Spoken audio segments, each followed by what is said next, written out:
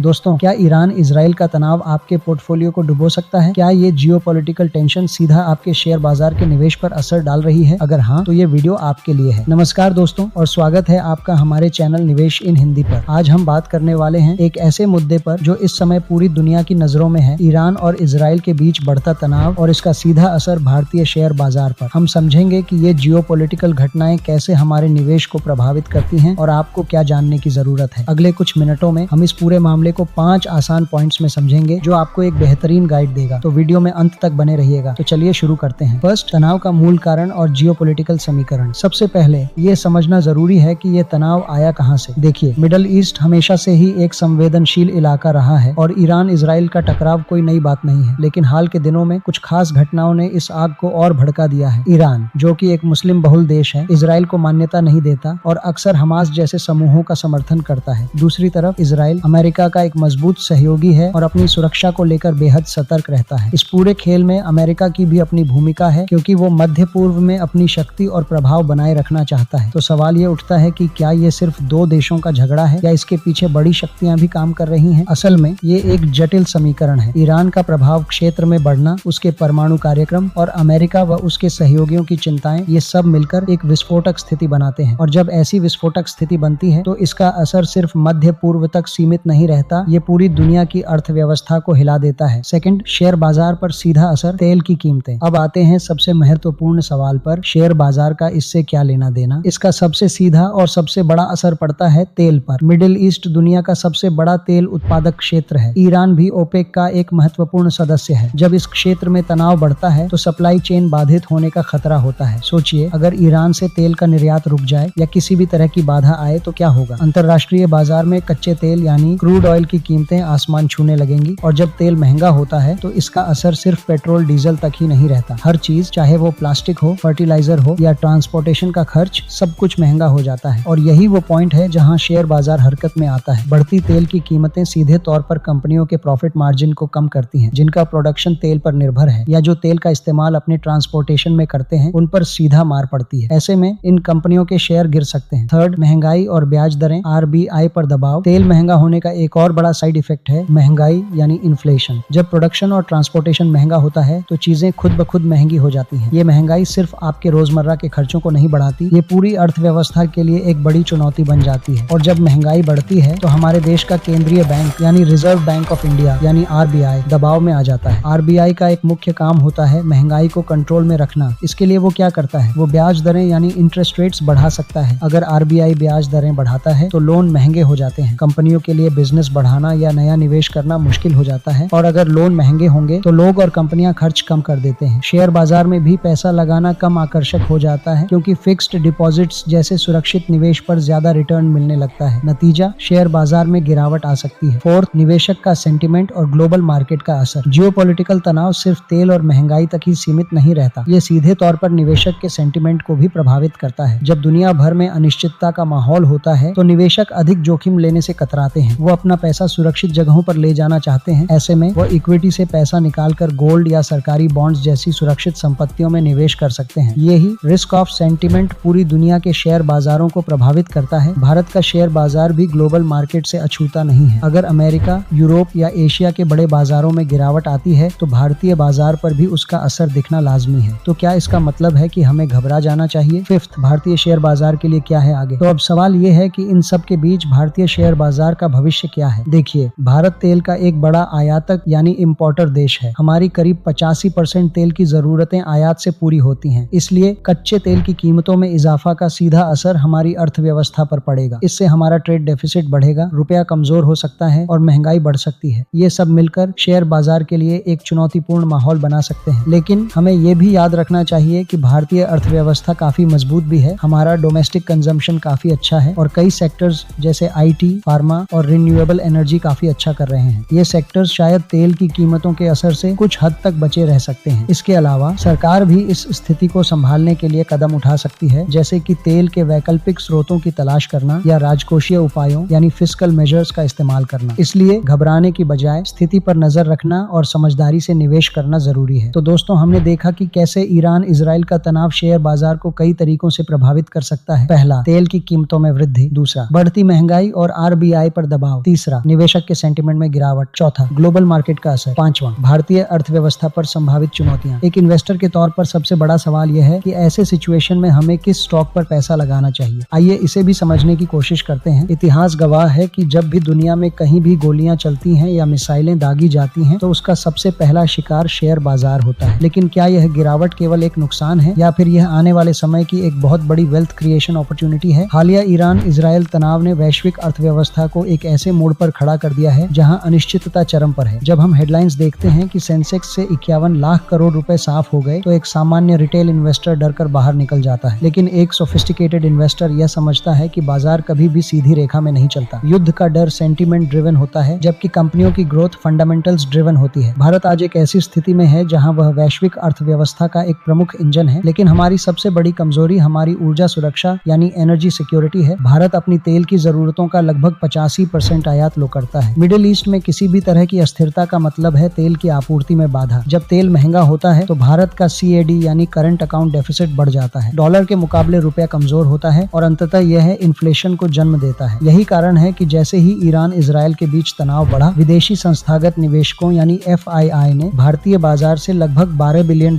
की निकासी की। 51 लाख करोड़ रुपए की संपत्ति का नुकसान सुनने में डरावना लगता है, लेकिन यह नोशनल लॉस है। इसका मतलब है कि शेयरों की मार्केट वैल्यू कम हुई है। यदि आप बेचते नहीं हैं तो आपने यह नुकसान नहीं उठाया है। बाजार हमेशा ओवर रिएक्ट करता है। 2022 में रूस यूक्रेन युद्ध के समय भी निफ्टी 18,000 से गिरकर 15,000 के स्तर तक आया था, लेकिन कुछ ही महीनों में उसने 20,000 का स्तर पार कर लिया। ऐसे में कुछ स्पेसिफिक सेक्टर हैं जो डायरेक्ट बेनिफिशियरी हो सकता है। First, defence sector. भारत की नई आर्थिक शक्ति। युद्ध के समय सबसे बड़ा लाभार्थी डिफेंस सेक्टर होता है, लेकिन भारत के मामले में यह और भी महत्वपूर्ण है क्योंकि हम आत्मनिर्भर भारत अभियान के बीच में हैं। भारत सरकार ने रक्षा आयात पर कड़े प्रतिबंध लगाए हैं और घरेलू विनिर्माण को बढ़ावा दिया है। युद्ध की स्थिति में सरकार इमरजेंट प्रोक्योरमेंट यानी आपातकालीन खरीद करती है। इसका सीधा लाभ उन कंपनियों को मिलता है जिनके पास पहले से ही मजबूत ऑर्डर बुक है। चलिए कुछ टॉप डिफेंस स्टॉक्स के बारे में चर्चा कर लेते हैं जो डायरेक्ट बेनिफिशियरी हैं। पहला, हिंदुस्तान एरोनॉटिक्स लिमिटेड। इस चैनल पर ऑलरेडी इस स्टॉक पर डिटेल वीडियो बना दी है, कृपया चैनल पर जाकर देख लीजिएगा। चलिए आगे बढ़ते हैं। HAL भारतीय वायुसेना की रीढ़ है। तेजस लाइट कॉम्बैट एयरक्राफ्ट और फाइटर हेलीकॉप्टर्स के लिए HAL के पास अगले 10 सालों के लिए ऑर्डर्स बुक हैं। युद्ध के समय विमानों की मेंटेनेंस, रिपेयर और ओवरहॉल यानी MRO की मांग भी बढ़ जाती है, जो HAL के लिए एक हाई मार्जिन बिजनेस है। दूसरा, भारत इलेक्ट्रॉनिक्स लिमिटेड। दोस्तों, इस स्टॉक पर भी डिटेल वीडियो बना दी है, कृपया चैनल पर जाकर देख लीजिएगा। बहुत ही इंफॉर्मेटिव वीडियो है, आप जरूर देखिएगा, इससे आपको काफी कुछ सीखने को मिलेगा। चलिए टॉपिक पर बात करते हैं। आधुनिक युद्ध केवल बंदूकों से नहीं बल्कि इलेक्ट्रॉनिक्स से लड़े जाते हैं। BEL राडार, सोनार, संचार उपकरण और मिसाइल सिस्टम के लिए इलेक्ट्रॉनिक्स बनाती है। इनकी ऑपरेटिंग प्रॉफिट मार्जिन यानी OPM बहुत शानदार है और यह एक डेट फ्री कंपनी है। तीसरा, माजागोन डॉक शिप बिल्डर्स। चैनल पर ऑलरेडी डिटेल वीडियो अवेलेबल है,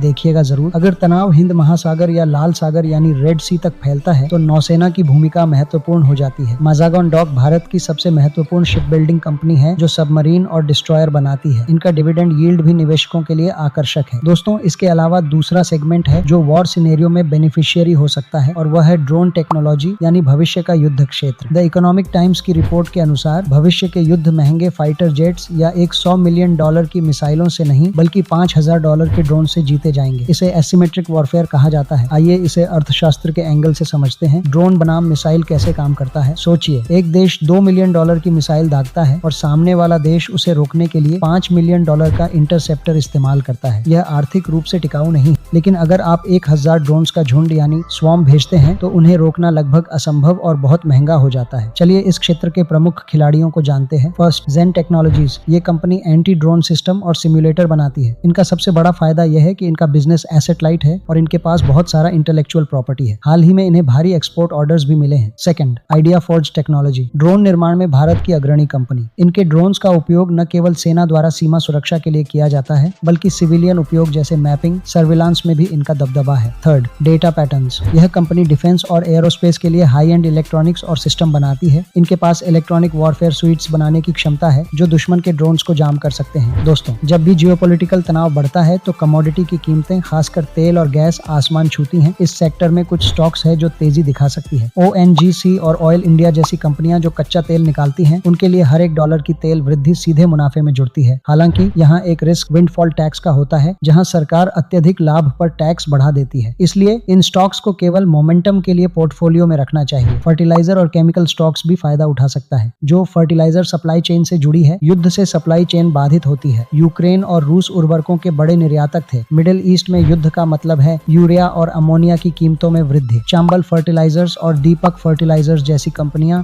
यहाँ फोकस में आती हैं, लेकिन यह सेक्टर अत्यधिक रेगुलेटेड है, इसलिए यहाँ निवेश करते समय सावधानी जरूरी है। Red zone. अब बात करते हैं सबसे इंपॉर्टेंट मुद्दे पर, हमें किन स्टॉक से तौबा करें। निवेश में यह जानना उतना ही महत्वपूर्ण है कि क्या नहीं खरीदना है। पहला, एविएशन। इंडिगो, स्पाइस जेट जैसे स्टॉक्स। विमानन क्षेत्र का सबसे बड़ा खर्च ATF यानी एविएशन टरबाइन फ्यूल है। तेल की कीमतें बढ़ने से इनका मार्जिन खत्म हो जाता है। इसके अलावा युद्ध के कारण एयर स्पेस बंद होने से रूट्स लंबे हो जाते हैं, जिससे लागत और बढ़ जाती है। Second, paint segments. पेंट कंपनियां क्रूड ऑयल डेरिवेटिव्स का उपयोग कच्चे माल के रूप में करती हैं। जब कच्चा तेल महंगा होता है तो उनकी इनपुट कॉस्ट बढ़ जाती है। यदि वे कीमतें नहीं बढ़ाते तो मुनाफा गिरता है, और यदि कीमतें बढ़ाते हैं तो डिमांड गिरती है। दोस्तों, वॉर के समय पोर्टफोलियो बनाना एक कला है। यहाँ बैलेंस ही सब कुछ है। चलिए एक स्टैंडर्ड मास्टर पोर्टफोलियो स्ट्रेटेजी की चर्चा कर लेते हैं। Allocation model 40-20-20-20 rule. पहला, 40% डिफेंस। इसे अपने पोर्टफोलियो की कोर बनाएं। ये स्टॉक्स केवल युद्ध में ही नहीं बल्कि शांति के समय भी मॉडर्नाइजेशन के कारण भी ग्रो करेंगे। दूसरा, 20% ड्रोन टेक। यह आपका एग्रेसिव ग्रोथ हिस्सा है। ये कंपनियां भविष्य की मल्टी बैगर हो सकती हैं। तीसरा, 20% एनर्जी एंड गोल्ड। यह एक बीमा यानी इंश्योरेंस की तरह काम करता है। अगर युद्ध और बिगड़ता है तो यह हिस्सा आपके घाटे को कम करेगा। चौथा, 20% कैश। हमेशा कुछ कैश बचाकर रखें। बाजार की हर 5 से 10% की गिरावट पर क्वालिटी ब्लू चिप्स को खरीदने का मौका न चूकें। याद रहे दोस्तों, युद्ध के दौरान कभी भी एक साथ यानी लमसम निवेश न करें। बाजार में हाई वॉलेटिलिटी होता है। अपनी पूंजी को 4 से 6 किश्तों में बांटें और धीरे धीरे निवेश करें। युद्ध के दौरान निवेश की साइकोलॉजी की बात करें तो निवेश एक मानसिक खेल है। वॉर के समय न्यूज चैनल्स और सोशल मीडिया पर डूम एंड ग्लूम यानी सब कुछ खत्म होने का माहौल होता है। Be fearful when others are greedy and greedy when others are fearful. Warren Buffett. Noise को नजरअंदाज करें। हर छोटी मिसाइल अटैक पर अपनी होल्डिंग्स न बेचें। लॉन्ग टर्म विजन रखें। इतिहास में कोई भी युद्ध स्थायी नहीं रहा है। मानवता और अर्थव्यवस्था हमेशा उभरती है। रिस्क मैनेजमेंट बेहतर बनाएं। केवल उतना ही निवेश करें जिसे आप अगले 3 से 5 साल तक न छुएं। पैनिक सेलिंग ही रिटेल इन्वेस्टर की सबसे बड़ी दुश्मन है। तो वीडियो का निष्कर्ष क्या है? क्या भारत इस दौड़ में टिक पाएगा? द इकोनॉमिक टाइम्स का सवाल था, क्या भारत हजारों सस्ते ड्रोन्स की दौड़ में टिक पाएगा? जवाब है हाँ, और भारत इसमें लीड करेगा। भारत के पास दुनिया का तीसरा सबसे बड़ा स्टार्टअप इकोसिस्टम है और हमारे पास इंजीनियरिंग टैलेंट की कमी नहीं है। यदि आप आज सही सेक्टर्स डिफेंस, ड्रोन, एनर्जी को चुनते हैं और बाजार के डर का फायदा उठाते हैं तो अगले 5 से 10 वर्षों में आप न केवल अपनी पूंजी को सुरक्षित रखेंगे बल्कि उसे कई गुना बढ़ा भी पाएंगे। डिस्क्लेमर, यह विश्लेषण केवल शैक्षिक उद्देश्यों के लिए है। शेयर बाजार में निवेश जोखिमों के अधीन है। कृपया निवेश करने से पहले अपने वित्तीय सलाहकार से परामर्श लें। आपने क्या सोचा? क्या आपको लगता है कि ये तनाव भारतीय शेयर बाजार को और नीचे ले जाएगा या हम इससे उबर जाएंगे? नीचे कमेंट्स में हमें जरूर बताएं। आपकी राय हमारे लिए बहुत मायने रखती है। इनमें से कौन सा स्टॉक आपके पोर्टफोलियो में पहले से है? किस स्टॉक को खरीदने जा रहे हो? कमेंट में बताएं। अगर आपको ये वीडियो जानकारी भरा लगा तो प्लीज इसे लाइक करें और अपने दोस्तों के साथ शेयर करें। और अगर आप शेयर बाजार और इकोनॉमी से जुड़ी ऐसी ही गहरी जानकारी चाहते हैं तो हमारे चैनल निवेश इन हिंदी को सब्सक्राइब करना न भूलें और साथ में बेल आइकन भी, ताकि आप कोई भी जरूरी अपडेट मिस न करें। आज के लिए बस इतना ही। उम्मीद है आपको ये जानकारी उपयोगी लगी होगी। हम लगातार कोशिश करते हैं कि आपके लिए ऐसे ही महत्वपूर्ण मुद्दे सरल भाषा में लेकर आएं। अगले वीडियो में हम बात करेंगे कि कैसे आप इस अनिश्चितता के दौर में अपने पोर्टफोलियो को सुरक्षित रख सकते हैं। तब तक अपना ख्याल रखिए, समझदारी से निवेश कीजिए और खुश रहिए। जय हिंद।